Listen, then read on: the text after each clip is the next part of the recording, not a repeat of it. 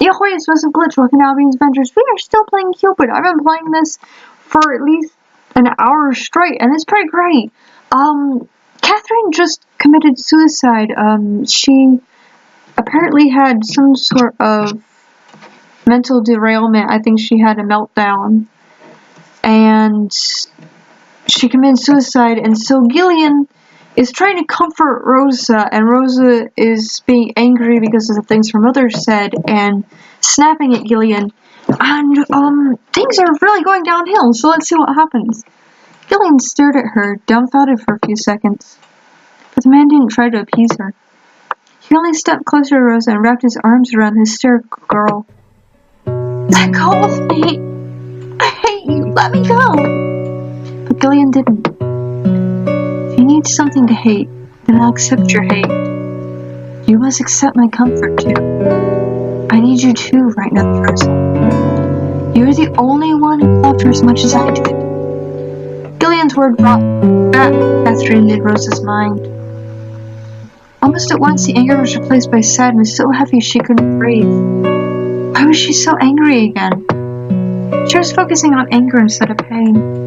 It was easier. The real tears came, all for the loss of the girl they both loved. Tomorrow was not going to come. There was only right now. The loss, two friends mourning over a loved one. Rosa cried until she thought she wouldn't be able to stop, and Gillian quietly held her. Slowly her weeping began to subside and dissolve, and only then did he speak again. I know this from experience. Sometimes when you lose someone, you don't cry at first, you actually do get angry. When I lost my fiance, I didn't cry at all. I was in shock when I was told, and I went to sleep for pretty much about 12 hours. I woke up later, and I couldn't eat for a few days, and then it was about 3 or 4 days later I actually cried. So sometimes it is a long moment of shock, and I'm sorry for cutting aside. It's just talking about losing people, kind of. Yeah. So I began with I read that. Stay in the chateau, Rosa. I know you think you're leaving now that Catherine is gone. And I can't let you to wander the streets again. I will take care of you. It's what Catherine wanted. Like a spell being broken, these words brought back her anger. How could you possibly know what Catherine wants? She pushed his arms away from her.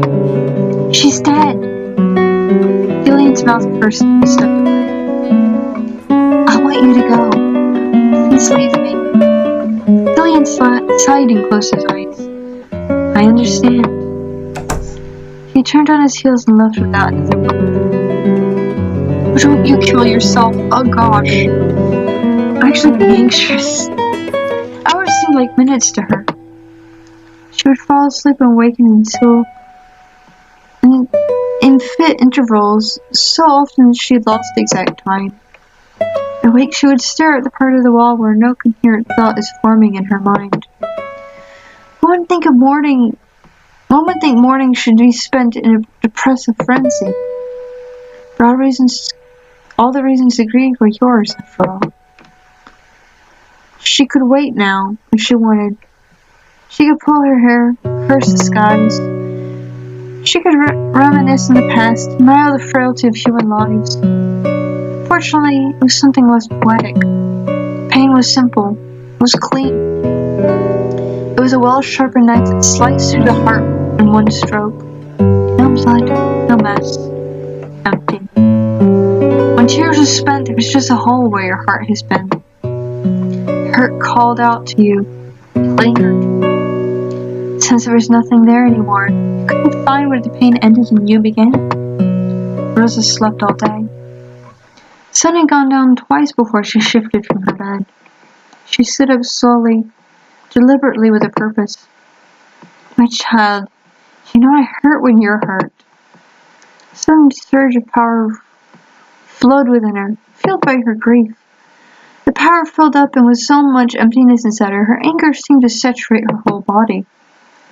Purpose was always a balm for her grief. Mother, tell me what to do. Justice or retribution? Which should I pick? Justice or retribution? That sounds more like the mother. Start with his guilt, child. Uncover his lies. Crush his mask. He must pay for everything he has done. Rosa didn't speak. Oh, a grudge! Cool. Rosa didn't speak. She started from the words in her mind, feeling them in her bones, giving life to every thought. I really wonder what would happen if I picked all the softer, nicer ones. She took a small knife and carved a symbol on the floor. Didn't need much. A guilt spell. Didn't aim to punish, only aimed to inform. She needed to know how much guilt a man carried, the source of such guilt. If a guilt was concrete and came from a direct action, she would know Gillian did something to Catherine. It had been a while since she used magic.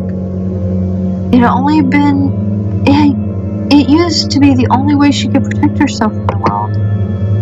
Mother had taught her, and now Mother guided her to cast a spell.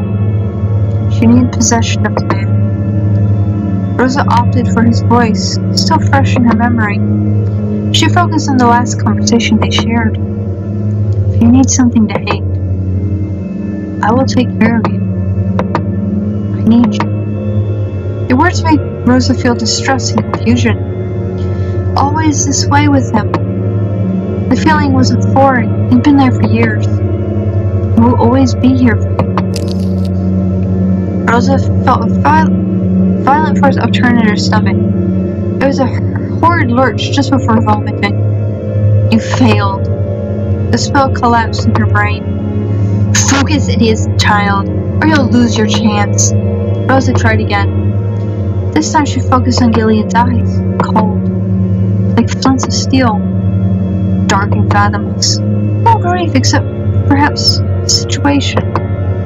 No Catherine, no pain of loss. It didn't matter to her. The relationship was dying anyway. What was his guilt? Rosa dug deeper. She increased the chanting on her lips. No torment, no uncertainty, no guilt. The spell fell again.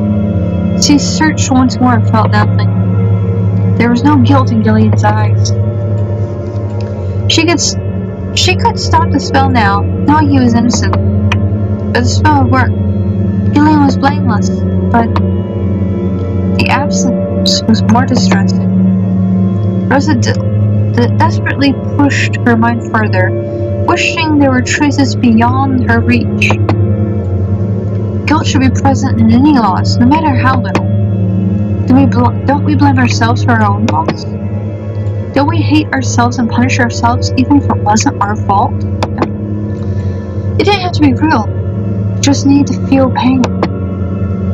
Gillian didn't have a sliver of guilt. The vicious pain took her again, squeezing her stomach with murderous intent.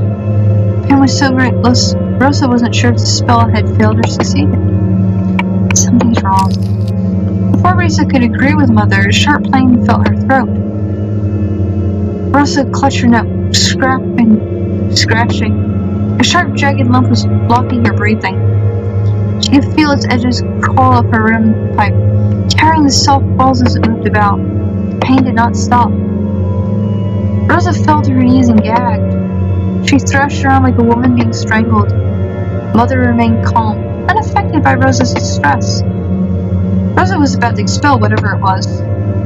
Tears ran down her face and the horrid acidic taste coated her tongue. Ew.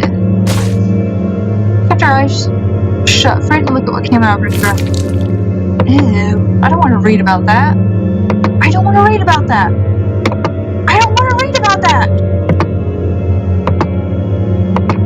Ugh.